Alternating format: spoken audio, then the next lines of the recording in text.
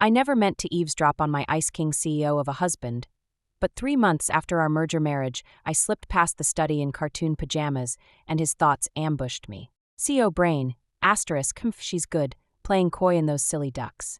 Asterisk, me. Before we continue, smash subscribe and drop your city in the comments so we know where you're listening. Chase and I had been married for exactly 3 months and 7 days, and we still hadn't exchanged 100 sentences. That's the nature of an arranged marriage.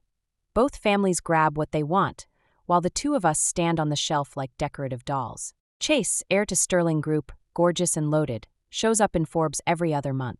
I'm the ignored second daughter of the Sterling family, a bargaining chip my father tossed onto the table. Mrs. Sterling, Chase asked me to say he won't be back for dinner, Mr. Lee said, presenting a cup of hot tea with a trace of apology in his voice. I nodded. I was used to the bulletin. Chase's work owns him. He makes it home for dinner maybe once a month. Our relationship is colder than roommates. At least roommates argue over the utility bill. We can't be bothered. Got it. Skip his place setting, I replied, sipping the tea while I watched the sky fade outside the window. Today marked our 3-month anniversary. The sort only one of us had bothered to track. 9 p.m. post-shower, silk nightgown on, I was about to open my book when my phone rang. Logan, Chase's executive assistant. Mrs. Sterling, the boss is wasted. Could you pick him up? We're at the Summit Private Club. I blinked. Since the wedding, Chase had never dragged me into his social orbit, let alone requested a ride. Still, Logan sounded panicked, so I agreed. Half an hour later, I stood outside the club's VIP suite gathering courage, then pushed the door open. A wall of whiskey and cigar stench hit me. 7 or 8 trust fund brats lounged inside, men he's known since prep school, and Chase sat dead center, jacket off, silk tie loosened, cheeks flushed. Yo, the missus is here. Cole bellowed beside him. Chase bet us you wouldn't show. Pay up, buddy. Chase lifted his gaze, hazy at first but sharpening fast. What are you doing here? His voice stayed winter cold. Logan says you're trashed. I stepped closer, smelling the fumes. Think you can walk? He didn't answer, just stood and swayed. Instinctively I caught his arm, fingers meeting rock-hard muscle. Nearly a head taller, he slumped most of his weight on me. My knees buckled. Cold move, bro, hiding a trophy wife. Another guy laughed. No wonder you keep her under lock and key. Chase's eyes darkened. He muttered a curse over his shoulder. Let's go. He slung an arm around me, half hug, half drag, out of the suite. In the corridor, he insisted on walking alone, wobbling yet keeping inches of icy distance, until the private elevator doors shut. Then his forehead dropped to my shoulder. Head hurts. The rare fragility tugged at me. I massaged his temples. Why drink so much? They forced me, he mumbled, voice fading. Missed you. The last 2 words were almost air. I figured I'd imagine them. When I looked up, he was out, breathing slow and even. The elevator opened onto the sub-basement garage. Logan already waited. Chase slept against my shoulder the whole ride home. Up close, his lashes were ridiculously long, his nose straight, his lips tight. Even asleep, he looked untouchable. I was still staring when a delivery truck barreled from the side. Logan jerked the wheel. Crunch! Pain exploded, but just before everything went white, Chase yanked me into his arms. I woke to blinding hospital light and blinked until it dimmed. Lemon baby, you're awake? My mother's face hovered, eyes red. Mom, what happened? Car crash. You were out for 2 days, she said, clutching my hand. Just mild concussion and some scrapes. The doctor says you can leave after observation. I glanced around. Where's Chase?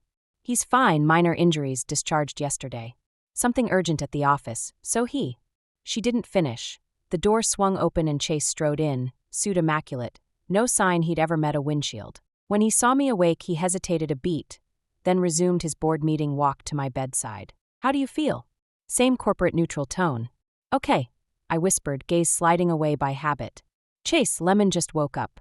Stay and talk. I'll find the doctor.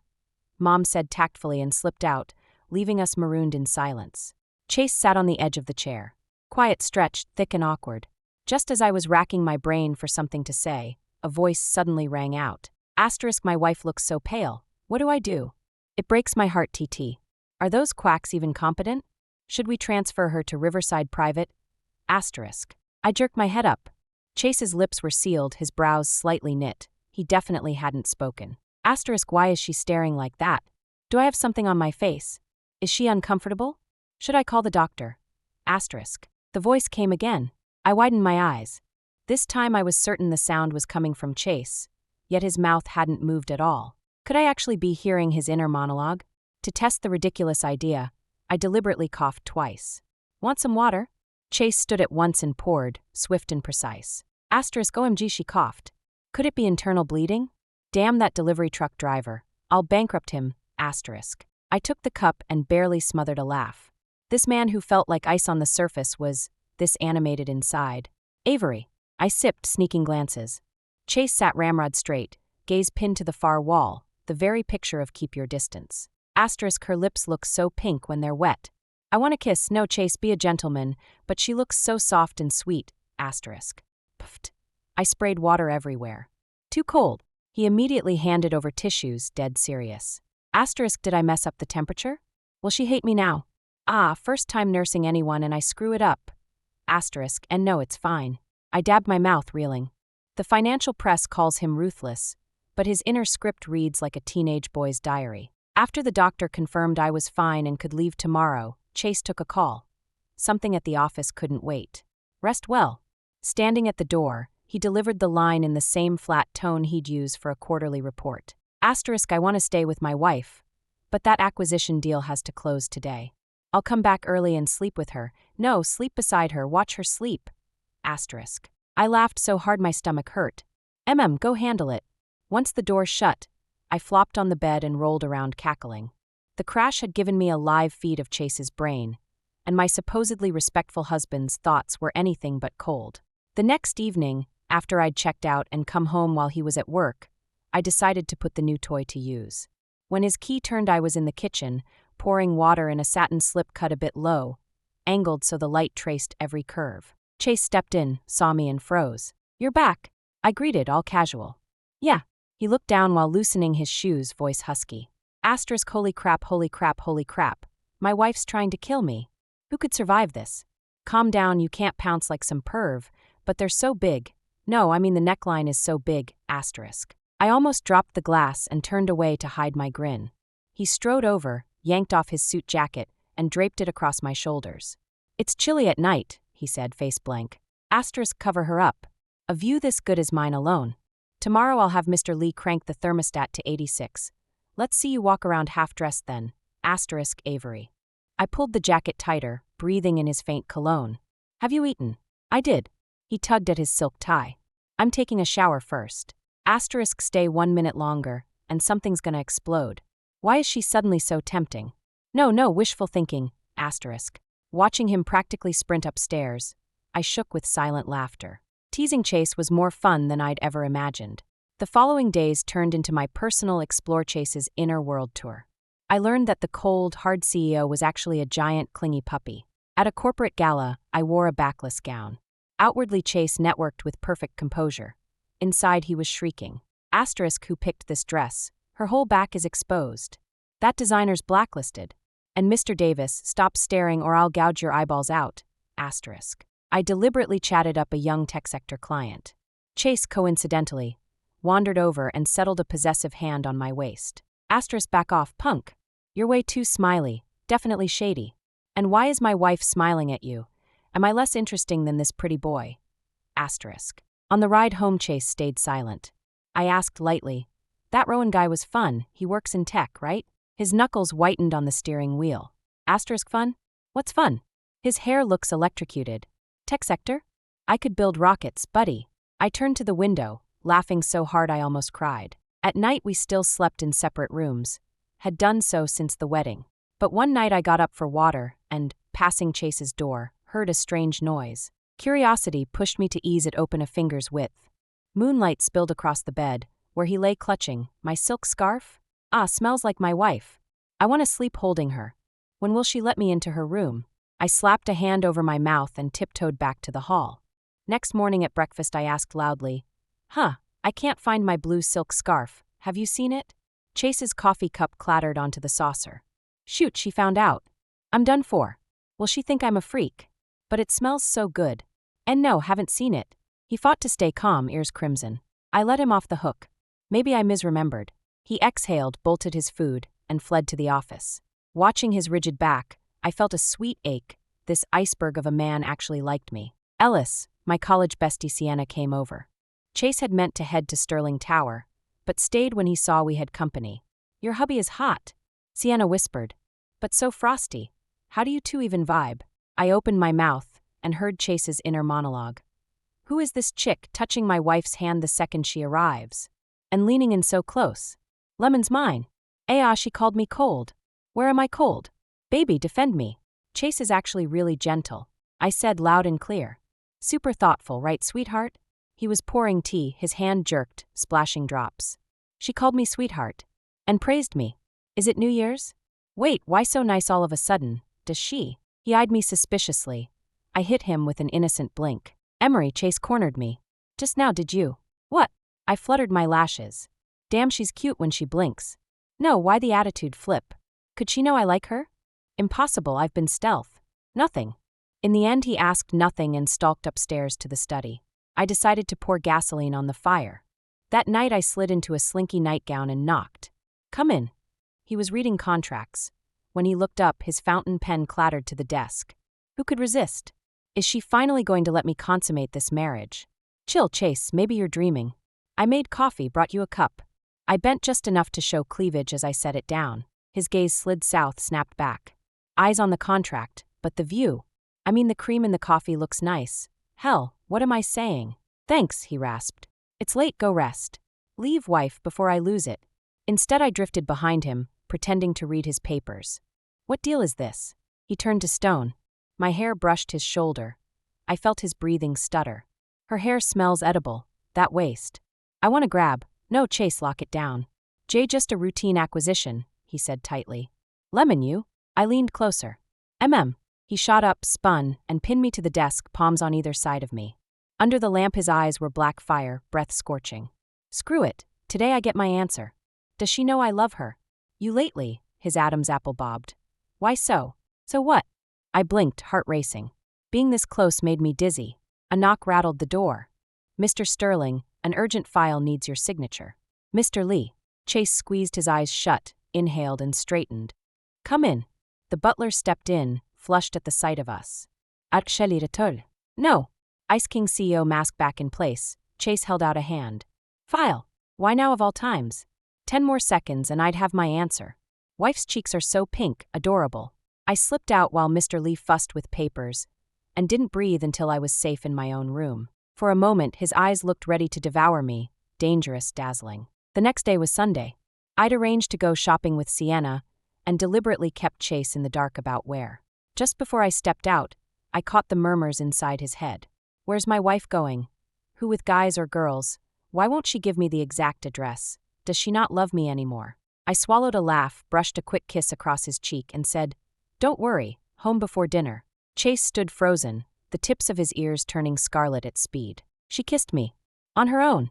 That's love, right? Absolutely love. I'm marking this day and celebrating it every year. At the mall, while Sienna and I were rifling through racks, a chill shot down my spine. I spun around. There he was, in the adjacent menswear store, politely happening to shop with a business associate. Isn't that your husband? Sienna blinked. What a coincidence. I narrowed my eyes. Coincidence? Hardly. The man had clearly tailed me. Chase pretended he'd just noticed us, strolled over unruffled. Fancy meeting you here. Not coincidence at all. I came on purpose. My wife looks too gorgeous running around outside. I have to guard her up close. I looped my arm through Sienna's and smiled sweetly. Yeah, crazy luck. We're headed for coffee, care to join? His gaze dropped to my hand on her arm, his expression darkening a shade. She's holding hands with that woman again. Why does she keep touching my wife? Wait if I tag along. I get more minutes with her. Sure, he nodded, turning to his companion. Rowan, let's reschedule. At the cafe, the instant Sienna left for the restroom, Chase slid onto the seat beside me. Tired? He asked it casually, but his palms secretly settled at my waist. Her waist is so tiny. I want to walk the whole mall with my arm around her. No, focus. Why does she let that girl hold her and not me? Am I less important than some woman? I bit back laughter and leaned against his shoulder. A little. Chase went rigid, then carefully shifted to let me rest more comfortably. My wife's cuddling up to me. What auspicious planet rules today? I'm buying this cafe to commemorate the moment. Chase. I tilted my head. Are you really into me? His face blanked, his ears burned. She found out. When? How? I've been so stealthy. Hold on unless. Lowering his eyes to my mischievous grin, he finally caught on. You can hear what I'm thinking. Started right after the car crash. I beamed. Every time you go, sure. Inside you're squealing, my wife's so cute, need kisses and cuddles. Crimson swept across his cheeks like never before. He shot to his feet. I'll hit the restroom. I doubled over watching him flee. Teasing Chase was officially my new favorite sport. That evening he avoided me until bedtime, when he finally mustered courage to appear at my door. So, you've heard everything. He hovered like a scolded kid. I sat on the bed, including the bit where you pictured bending me over your desk. He covered his face with a groan. I'm doomed. I patted the mattress. Come here. He hesitated, then edged over, unable to look at me. Chase. I cupped his face. I like you too. His eyes sparked alive, constellations switching on. Really? I moved closer. Who else would put up with your nonstop voiceover? For the first time I saw him grin like sunlight. He hugged me as if I were made of crystal. She said she likes me. Life complete. I can still hear you, I reminded. He silenced my laughter with a kiss, giving me something louder to focus on. After that, Chase quit hiding his possessiveness. At the company gala, when a tipsy client draped an arm across my shoulder, he yanked me close and announced to the room, "My wife dislikes being touched."